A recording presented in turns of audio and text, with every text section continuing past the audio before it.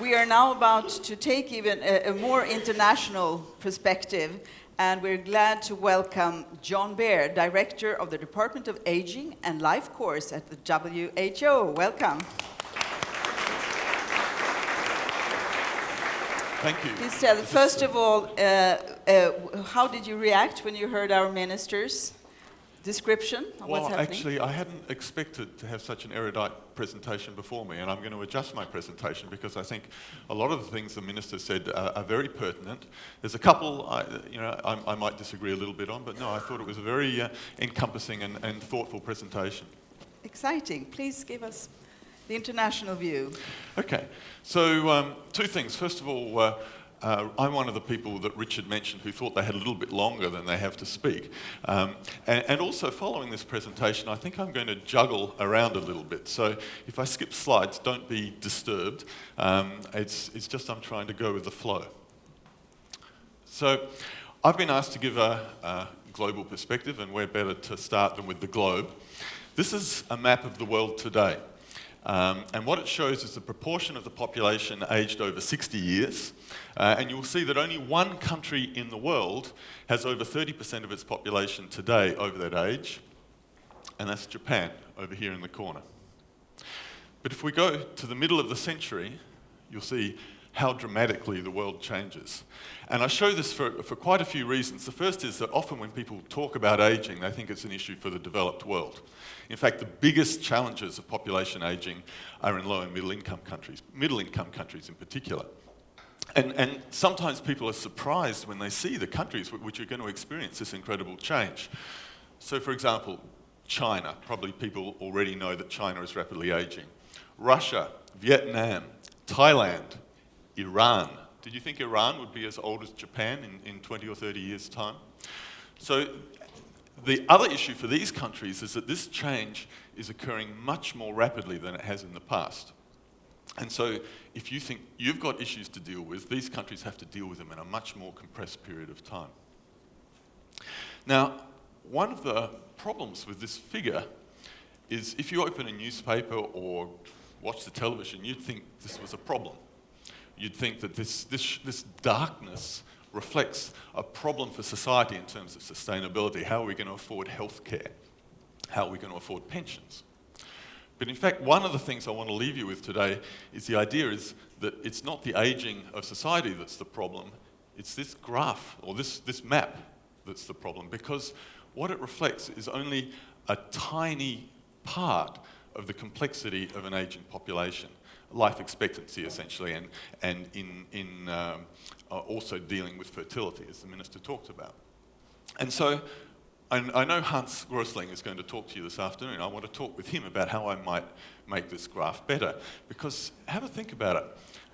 One of the hallmarks of older populations is diversity, because over your life course, you build skills, you have all sorts of behaviours which influence your health, and a lot of those are actually predictable. And so, for example, over here, you see the United States actually isn't as dark as maybe you would have expected. But I'm sure Hans would be able to show you that. But wait, healthcare in the United States costs twice as much. Look, do you see how the country is growing, how it's getting darker? But over here, China has a national program on age-friendly cities. They're putting in place all sorts of sustainable policies around pensions and healthcare. So look, it's getting smaller. And look here in Ghana, I can tell you that even though about 60% of older people have high blood pressure and stroke and cardiovascular disease, just as in the West, are the biggest killers and causes of disability in older people in Ghana, only 4% of them are receiving treatment. So look, Ghana's getting darker and bigger. And so when you look at this graph, you need to understand that aging is an incredibly complex issue. Now, the problem is that a lot of the debate has been limited to economics. And the justification for acting on aging, which is dominated by the developed world, is there's this tsunami of older people coming and we can't afford it. And I can give you a very extensive economic debate which will tell you that's not true. But I also think that's only one of the reasons why you should act on older populations. Another one is that everybody, regardless of your age, has a fundamental human right to certain things, including the best of health. But more importantly for me, and I think probably for many of you in the audience, is that really isn't our goal to try and create a cohesive society. And if you want to build a cohesive society, you need to take account of everybody in that society, including the most vulnerable, and you need to look at issues like building links between generations rather than pushing them apart. Now, the problem with dealing with aging is it is so complex. And let me show you one of the sides of that complexity, and this is where I'll ask the Minister to think a little bit further about the issues on retirement. Because it was very interesting, the figure that he showed, looking at the diversity in Sweden. And I hadn't seen that before, and that's actually very reassuring in terms of a cohesive society. But what that figure looked at was only one marker of aging, and that is death.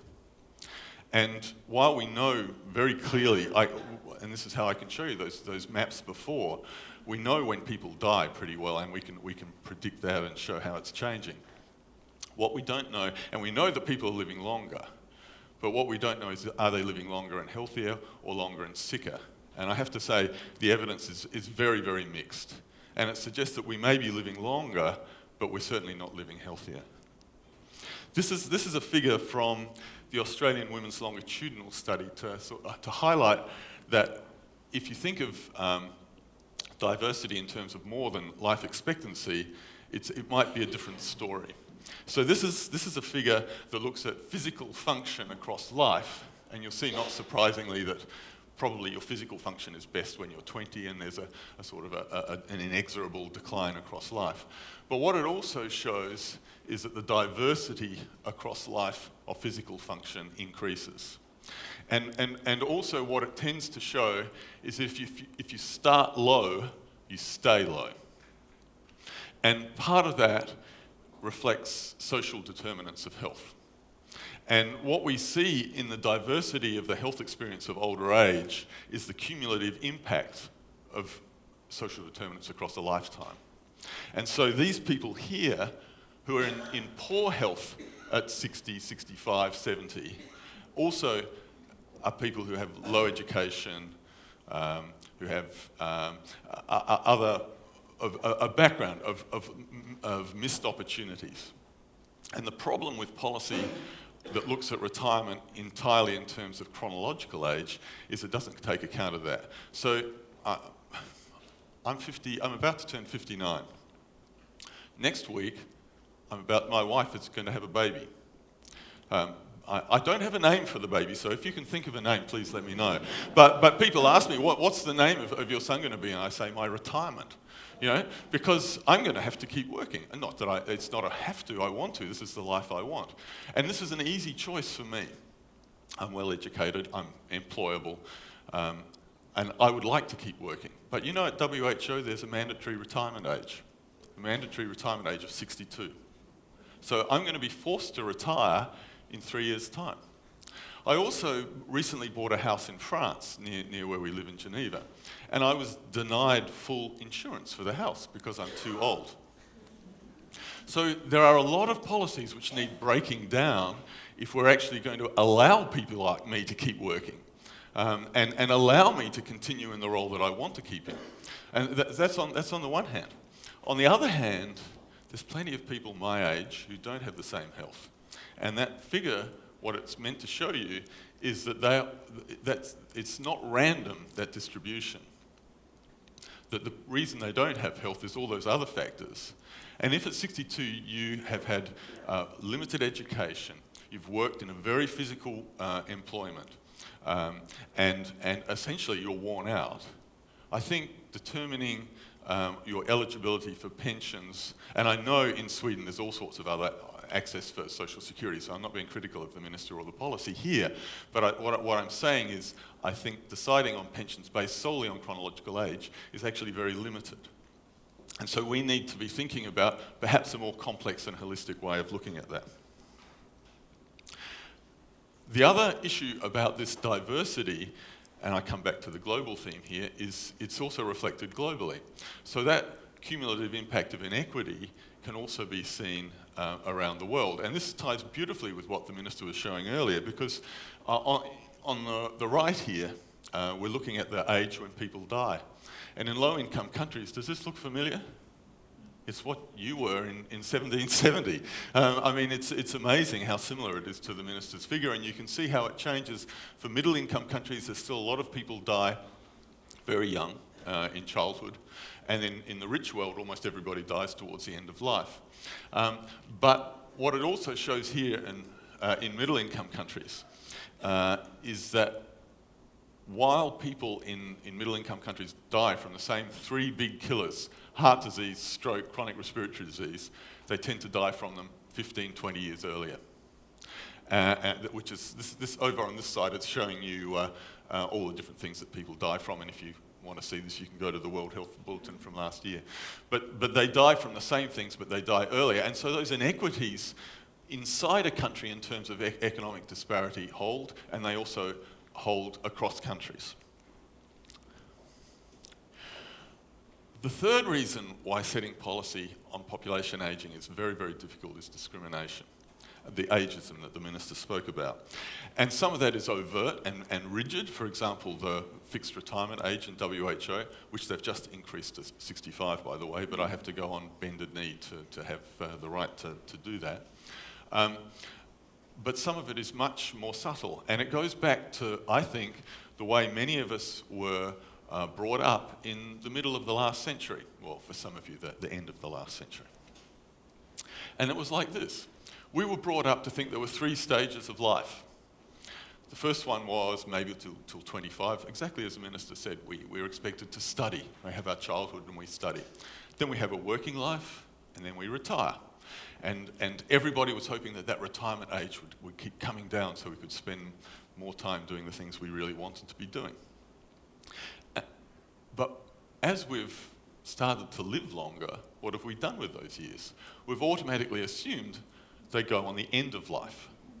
And we've maintained all the structures and all the attitudes and all the whole thought process of what aging is along these very rigid lines. Now, there's no lines here.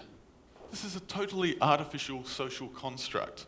And in fact, what might be a better way of thinking about things for this century is to turn it all on its side and think that at any stage in life, you might want to be more educated.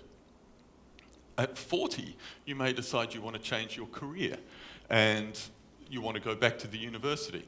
At 60, you might do the same thing because you know that you might have 20 years of career ahead of you. And yet we're not yet structured for those lifelong learning opportunities.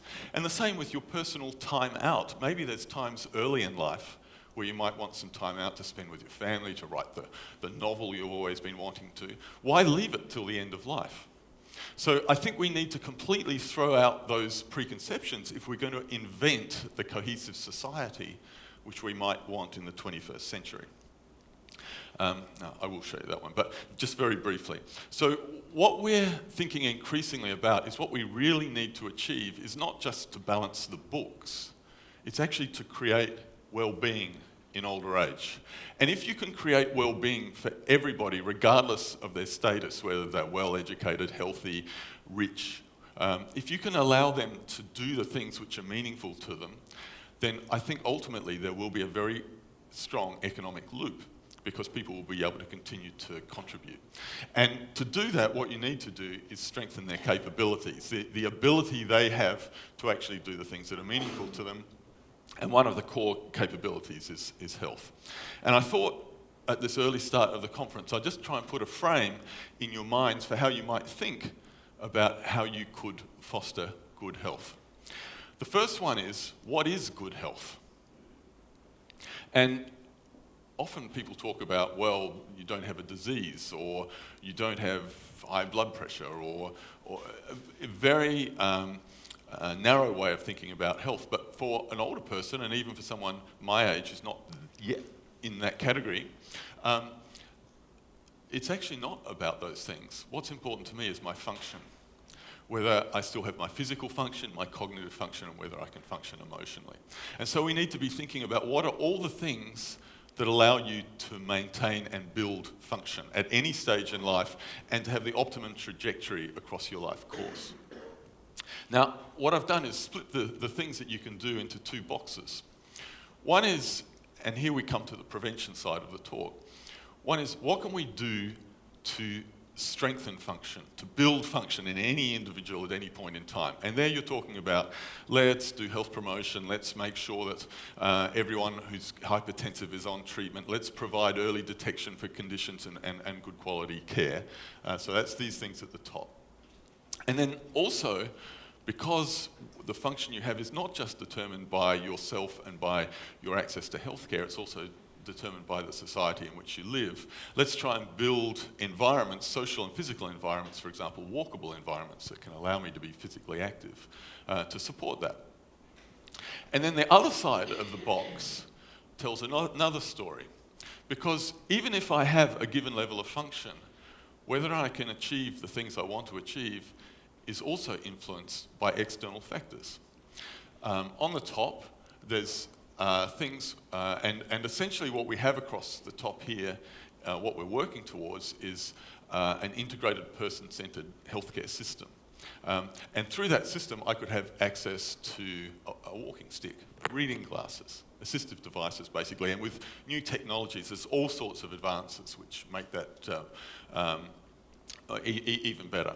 I have access to rehabilitation, and towards the end of my life, I have access to the social care and long-term care, which still allow me to do things that are meaningful. Because you know, if you go into a nursing home and you ask somebody, are they experiencing well-being? A lot of them are.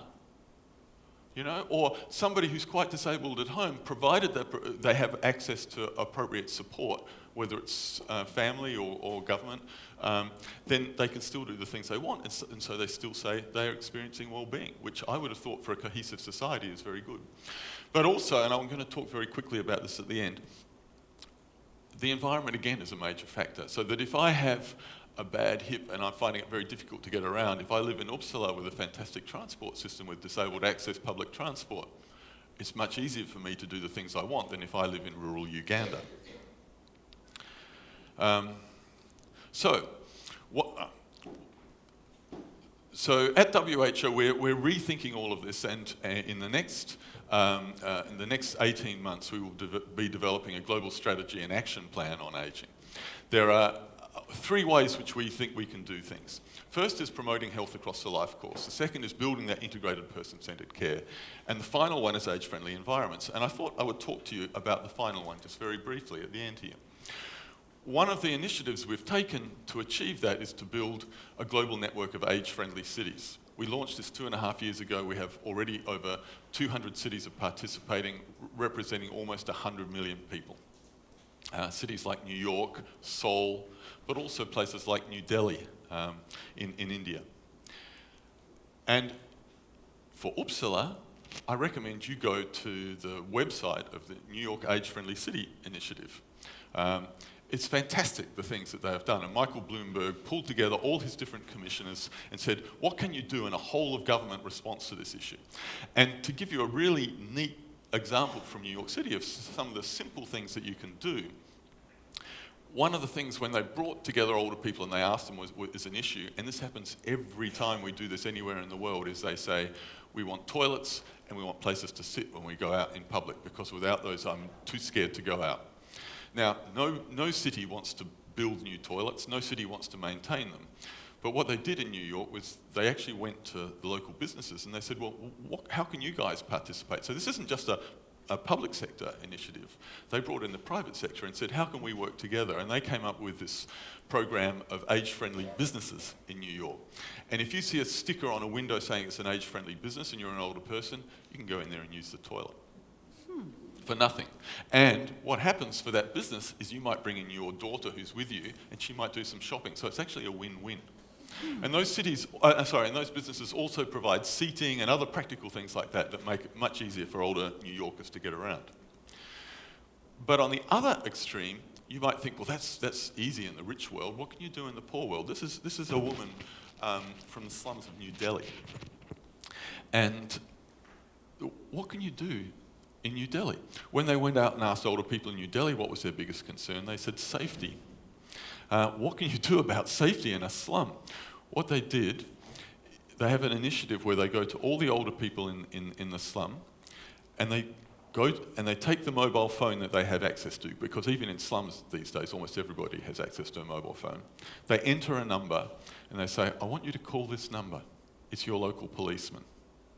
She calls the number. The policeman on the end of the phone has been trained to receive this, and he says, oh look, I'm so glad you called. Anytime you've got any problems, just give me another call. I'll be more than happy to respond as quickly as I can to them. And that number's saved in the mobile phone. I think that's just a fantastic initiative. And not just in the slums of New Delhi, it might even be useful here in Uppsala. This is just an image for two reasons. It's to bring home the issue of assistive devices in low and middle income countries. In low and middle income countries, I think it's 160 million older people are severely impeded in doing their day-to-day business just because they lack a pair of $1 corrective glasses. And you can see this person's glasses were broken because this is Haiti after the disaster in Haiti. We need to start thinking about emergencies, particularly in low and middle income countries, but also in the rich world, because almost always the most severely impacted are older people. In Japan, after the tsunami, you probably won't be surprised to know that the majority of people who died in the tsunami were older people. What you might be surprised to learn is the majority of them died after the event. And that's in one of the richest, most developed countries in the world. The infrastructure was not in place to meet the needs of older people after that sort of emergency situation. So I thought I would end with an example of how we might learn from the South. And it comes to the question that was starting to be debated earlier about the role of family, community, government. This is a very remote village in the Irrawaddy Delta of Myanmar. And when I visited it, there was no water, no electricity. It's a very, very poor community. But in that community, a group called Help Age International have developed what they call an Older People's Association, or in Myanmar, Older Person Self-Help Group. And what they do is they bring together the older people in that community, they provide them with some basic training and some knowledge and some skills, and they give them a small amount of seed funding. And in this community, that association had invested that small amount of money and started a rice bank. And they'd made enough money from selling rice out to farmers to pay for connection of the village to electricity. So it shows, number one, the significant contribution that older people can make to society more broadly. But there was also, in that community, an older man who'd had a stroke. And I said, how do you deal with the issue of, how do you deal with somebody who's had a stroke in a place like this? And they said, well, look, it's really funny you mention that, because this person had one 6 months ago. Because we'd had this training, we knew how to connect them to the health system. So a health worker came and visited. And she said, it's all right, he doesn't have high blood pressure. There's no treatment in terms of medication that he needs, but he's paralysed down one side of his body. And if you want to help him, you can help him do these exercises. And so that older person self-help group in one of the most poor places on the planet helped an older person with a stroke to have access to good quality rehabilitation at no cost to the government. Now, we had last year we had a meeting in The Hague looking at long-term care. And you may know that the Netherlands have probably the most expensive system of long-term care in the world, and they feel it's not sustainable. They have an insurance system that pays for it. But one of the things they've found is that the more the government provides, the more families step back, and it becomes almost a never-ending process. And they, when I showed this story from Myanmar, they said, well, actually, that's a really neat idea of something we could be doing here in the Netherlands. And I know you were having a discussion earlier about civil society here, and I know it's different in every country, but these sorts of things, I think, are experiences that if we can start to share innovative ideas that are happening from all over the world, maybe they're things that we can all learn. So, in summary, I think the world is aging. It's aging in places you may not expect. That aging reflects an incredible diversity, and what it requires is an entirely new way of thinking. It requires us to throw out all the old stereotypes. It requires us to think, what is it we're trying to provide? And I think with the goal of creating a cohesive society. And if we're to do that, particularly in terms of older people, it's time we started thinking about their function, how we build it, how we maintain it, and then how we provide the sort of environment that allows somebody with any level of function to achieve the things they want to do. And I'm sure that in Sweden, you're well placed to take on that challenge. Thank you. Thank you.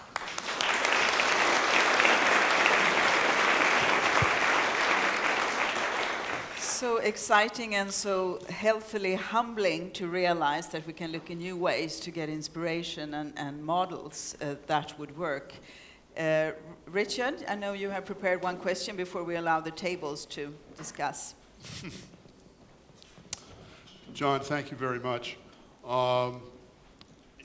In your very last couple of comments, you, in a sense, preempted my question, so let me take it one step further. I want to push a little more on this notion about civil society, but you basically started to develop the notion of a new strategy, a new way in which state and society could work together in a collaborative manner. And you used not only examples from middle-income countries, you used an example from New York City. Whatever New York City is, it's not a middle-income country. Is there a more general principle here? Yeah, and in fact, when you had your questions at the very beginning about whose responsibility it is, I didn't press a button, because I think it's all of the above. You know? And it's interesting to look at the experience of China. Until a few years ago, China had in legislation that it was families' responsibility to care for older people. And what they've come to realize is that that's not really sustainable, and also that families don't operate alone. That families also live in a social milieu. They can have information to how to do things better. They can have support like respite care. They can have all sorts of things which make it easier for their job. And if you don't provide that, it's actually, there's no economic argument for not doing it, because what it means is families then can't contribute in the productive part of the workforce. And also when we talk about the role of families, really, let's face it, that's code for women. And in China, there are women now who don't want to get married because they know that there are now so many grandparents, so many parents, and it's all going to fall to me, and there goes my career and my life. And so I think it's much more, I'm somebody who doesn't believe in categories. You know, I think it's much better to think of all these things as a continuum. And so in answer to your question, I think it's much more, what is the role of government of enabling a whole of society response? Some of that is in terms of setting very clear policies, breaking down the barriers to participation. Some of it is in terms of providing social safety nets. But also some of it is looking at how it can foster and facilitate other arms of society in terms of taking action. In response to your example of China, you could use the example of Germany. Germany still has a law which says that children are responsible to provide care to their parents. They have a national social health insurance system which pays some funding, but children are legally responsible. And I am told that still now, in 2014, there are people who are tracked down and prosecuted for not taking responsibility for their parents. So there's an example of the state requiring families to have a role, even when the state provides a supportive role. And again, it comes down to the idea of role. I mean, it's interesting. One of the ageist stereotypes I hear all the time, and which is implicit in this discussion, is the idea that cash flows and economic flows within families go from younger people to support older people. In fact, it's a load of rubbish. In Japan, it's only when an older person gets well into their 80s that the cash flow flows from older people to younger. It actually, the money is required from younger to older. Until then, it's actually older people who are supporting younger parts of the family. And so I think there's a lot of stereotypes. So there's a life cycle kind of way of thinking about these relationships. Exactly. And also worst health is experienced in the last 18 months of life. Sure, you know, when you're 70 or 80, you can probably expect to have some health problems. Most of them are manageable, and most of them don't cost a lot of money to manage. It's really the last 18 months. So we're not talking about a very prolonged period of time. Yeah. But what we need to do is make sure that if we set up institutions and we set up social responses to deal with that 18 months, it doesn't have ramifications, like I say, that affect a woman's career across her whole life. Thank you very much. Thank you. And would you please put Mentometer number 8? Because I think this will fit the discussion, although it was supposed to be tomorrow before. Thank you so much, John Bear.